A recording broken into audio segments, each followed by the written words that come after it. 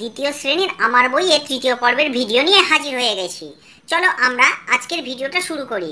তার আগে আমার এই বইটার যে সমস্ত ভিডিওগুলো তোমরা এখনো দেখোনি সেগুলো কিন্তু আমার চ্যানেলে গিয়ে দেখে নিতে পারো। তাহলে চলো আজকের ভিডিওটা শুরু করি। আজকের ভিডিও হবে 260 নম্বর পৃষ্ঠা থেকে।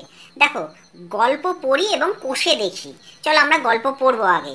1 নম্বর দেখো, স্কুলের সামনের উঠোনে অনেক পাতা পড়ে আছে। একজন ছাত্র 10টি শুকনো পাতা তুলে একটা ফাঁকা ঝুড়িতে রাখলো। তাহলে কটা তুলে রাখলো? 10টি। তার ওই বন্ধু ওই ঝুড়িতে আরও 9টি শুকনো পাতা রাখলো। হাওয়াতে ওই ঝুড়ি, এবার বন্ধু আরও 9টা রাখলো।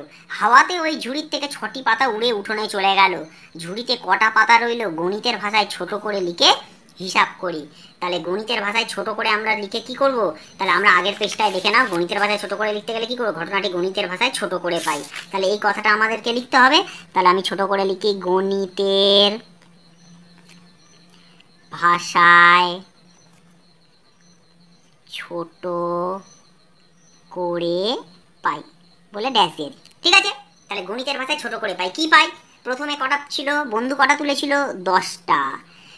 আর একজন ছাত্র 10টা তুললো, তার বন্ধু কটা তুললো? 9টা। তাহলে মোট হলো কটা? 10টা, 9টা, দুটো যোগ করতে হবে, পরে আমরা করছি। আর 6টা পাতা উড়ে উঠোনে চলে গেল। তাহলে সেই 6টা থাকবে কি আর ঝুড়িতে? না, তাহলে সেই 6টাকে কি করতে হবে? বাদ দিতে হবে, মানে বিয়োগ করতে হবে। তাহলে 10 আর 9 যোগ করলে কত হয়? 10-এর পর থেকে কোনো 9 ঘর 11, 12, 13, 14, 15, 16, 17, 18, 19। তাহলে কত হলো? 10 আর 9 কত হলো? 19। আর 19 থেকে 6 বিয়োগ করলে কত আসবে? 19 থেকে 6 বিয়োগ করলে আসবে হচ্ছে 1, 10, 3, 13।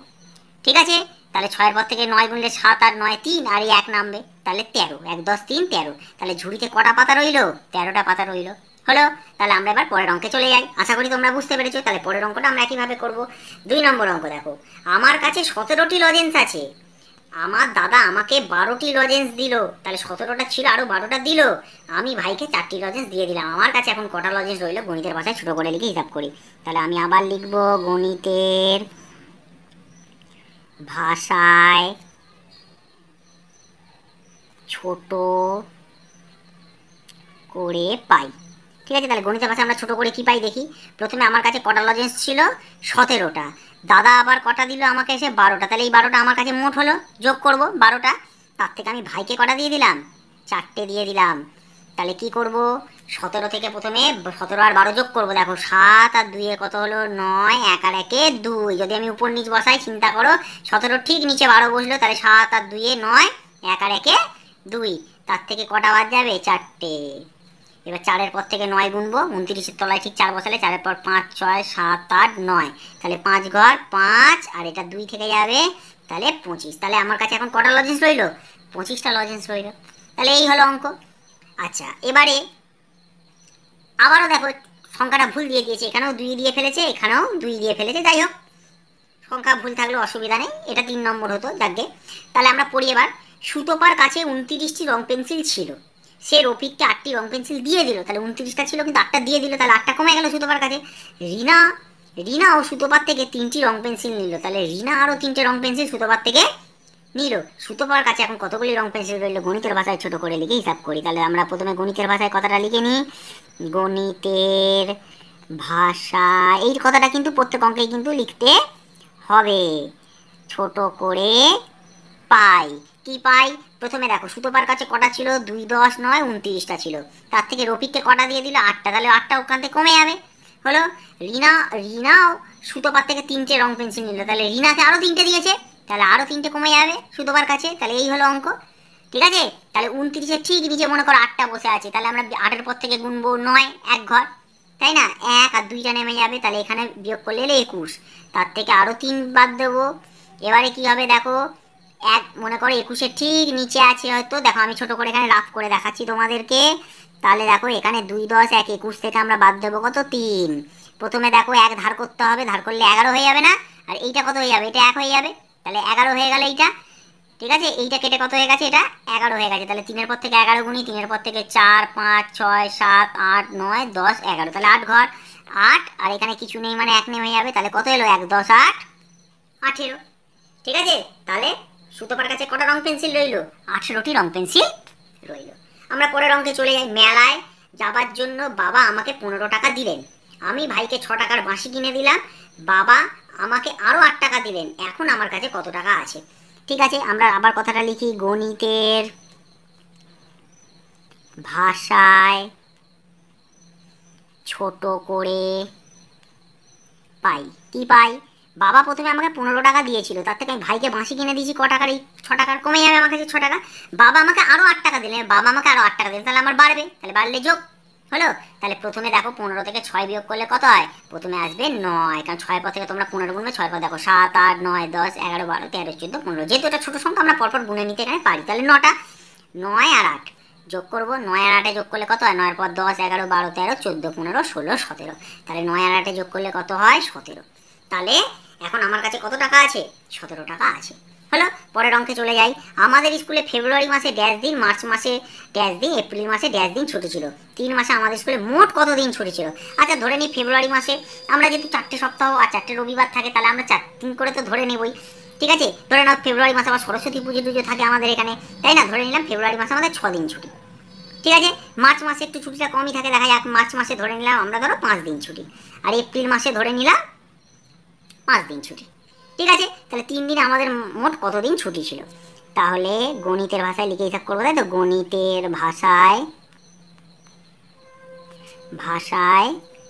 ছোট করে পাই। তাহলে গণিতের ভাষায় ছোট করে পাই, কি পাবো দেখি।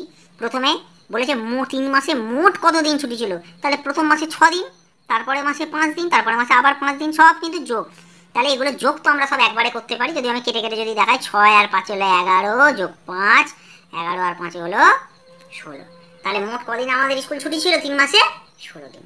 ঠিক আছে, তাহলে আমার এই পৃষ্ঠাটা হয়ে গেল 260 নম্বর পৃষ্ঠা। এবার চলো পরবর্তী পৃষ্ঠায় চলে যাই, 261 নম্বর পৃষ্ঠায়। দেখো নিজে করি, এখানে 15 রয়েছে, 15কে একবার যোগ দিয়ে দেখানো হয়েছে 10 যোগ 5, একবার বিয়োগ দিয়ে দেখানো হয়েছে 20 বিয়োগ 5, সবই উত্তর 15 আসবে। 5 গুণ 3 আর 30 ভাগ 2, তাহলে সবগুলোর উত্তর কিন্তু এটাই আসতে হবে। ঠিক আছে, আচ্ছা যেখানে যেটা করেছে আমরা সেখানে সেটা করবো। প্রথমে গুণ দিয়ে করব। আচ্ছা 5 দুগুণে 10 করি, হলো। এখানে বিয়োগ দিয়ে বলেছে, তাই না? 12 থেকে 2 বাদ দিলেও 10 হয়, এটা কিন্তু অনেক কিছুই হতে পারে, আমরা 13 থেকে 3ও বাদ দিতে পারি। আচ্ছা ভাগ অঙ্ক, 20 থেকে মনে করো 2 দিয়ে ভাগ করলেও 10 হয়, হলো। যে কোনোভাবে তোমরা কিন্তু এটা করতে পারো, এটা 5 যোগ 5 করতে পারো, 8 যোগ 2 করতে পারো, 7 যোগ 3 করতে পারো, এটা কিন্তু 1 যোগ 9 করতে পারো, যা খুশি করে কিন্তু 10 তোমাদেরকে আনতে হবে, এটাই হচ্ছে অঙ্কের মজা। ঠিক আছে, তাহলে 12 আমরা গুণ দিয়ে করি। ঠিক আছে, ধরো 3 4 12 করলাম, এখানে ভাগ দিয়ে করে নিই। ঠিক আছে, 36কে 3 দিয়ে ভাগ করলে 12 আসবে, 3 12 36, তাই না? আচ্ছা একটা বিয়োগ দিয়ে করব, তাহলে বিয়োগ দিয়ে করি 15 বিয়োগ 3 12, আর যোগ দিয়ে করব 8 যোগ 4, হলো। এগুলো তোমরা কিন্তু চাইলে কিন্তু নিজেদের মতন করে অন্যরকম কিন্তু করতে পারো, এমন নয় যে আমি যেটা করে দিচ্ছি সেটাই ঠিক, অন্য কিছু কিন্তু হবে না, এমনটা কিন্তু নয়। তোমাদের স্কুলের স্যার আন্টি তোমাদেরকে যেটা শিখিয়ে দেবে তোমরা কিন্তু সেটাও করতে পারো, কারণ উত্তর এখানে অনেক কিছুই হতে পারে। তাহলে 20কে আমরা গুণ দিয়ে দিই, 4 5 20। ঠিক আছে, 4 5 20। এখানে একটা ভাগ দিয়ে দেখাই, 40 ভাগ 2, তাহলে 40কে 2 দিয়ে ভাগ করলে 20 আসে। এখানে বিয়োগ দিয়ে দেখাই, 25 বিয়োগ 5 20। এখানে একটা যোগ দিয়ে দেখাই, 10 যোগ 10 20। তারপরেরটাই চলে যাই, 14কে গুণ দিয়ে দেখাই, 7 দুগুণে 14। 28কে 2 দিয়ে ভাগ করলে আসবে 14। ঠিক আছে, আচ্ছা এরপরে বিয়োগ দিয়ে দেখাবো এদিকটা, তাই তো? বিয়োগ দিয়ে দেখাই। আচ্ছা 20 বিয়োগ 6 মানে হচ্ছে 14, যোগ দিয়ে দেখাই 10 যোগ 4। এবার 18কে দেখাই, 9 দুগুণে 18। 18কে ভাগ দেখাই, 36কে 2 দিয়ে ভাগ করলে কিন্তু 18 দুগুণে 36। আচ্ছা এইবারে বিয়োগ দিয়ে দেখাবো, 20 বিয়োগ 2, যোগ দিয়ে একটা দেখাই 14 যোগ 4। দেখো সবাই উত্তর কিন্তু এখানে 18 আমি আনলাম, হলো। পরেরটাই চলে যাই 30। তাহলে 30 করতে গেলে আমাকে প্রথমে গুণ দিয়ে করি, ধরো 5 6 30, 6 5 30। ঠিক আছে, একটা ভাগ দিয়ে করি। আচ্ছা 30কে 1 দিয়ে ভাগ করলে তো 30ই আসে, এটাও একটা শিখে রাখো, 30 ভাগ 1, 30 একে 30। ঠিক আছে, এবারে বিয়োগ দিয়ে দেখো, 40 থেকে 10 বিয়োগ করলে 30, আর 20 সঙ্গে 10 যোগ করলে আবার 30 হয়, হলো। আবার 25কে করি, 5 5 25। আচ্ছা 50কে 2 দিয়ে ভাগ করলে 25। আচ্ছা বিয়োগ করে দেখাই, 30 বিয়োগ 5, যোগ করে দেখাই 20 যোগ 5, হলো।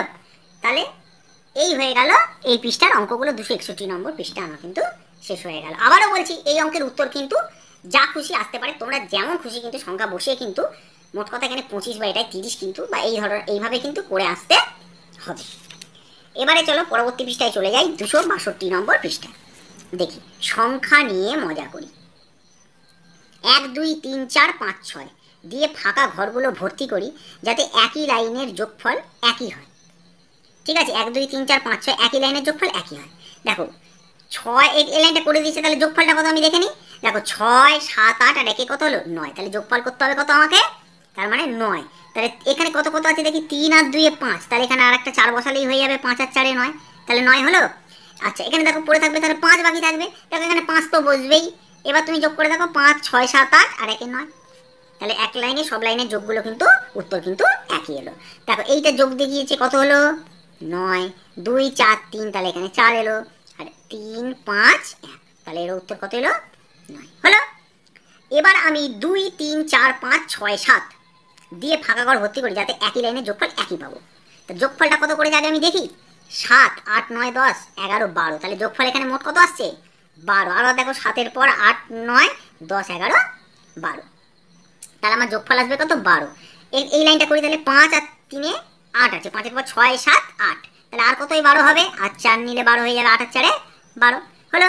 তাহলে 4 আর 2 এ 6, আর এখানে একটা 6 তো অবশ্যই বসবে, কারণ এখানে 6টা এখনো বসেনি, কারণ 2 3 4 5 6 7 বলেছে। দেখো 2 3 4 5 6 7 সবগুলো বসলো। এবারে দেখো সব দিকে যোগফল 12 এসছে, তাহলে 2 7 আর 3 এর যোগফল কত 12, তাহলে 3 5 আর 4 এর যোগফল কত হবে, 4 বসালে তবেই 12 হবে, আর 4 6 2, তাহলে 4 6 2, এখানে কিন্তু ভুল দিয়েছে, এখানে কিন্তু এটাই কিন্তু ভুলবশত আবার কিন্তু 3-এর লাইনটা কিন্তু দিয়ে ফেলেছে।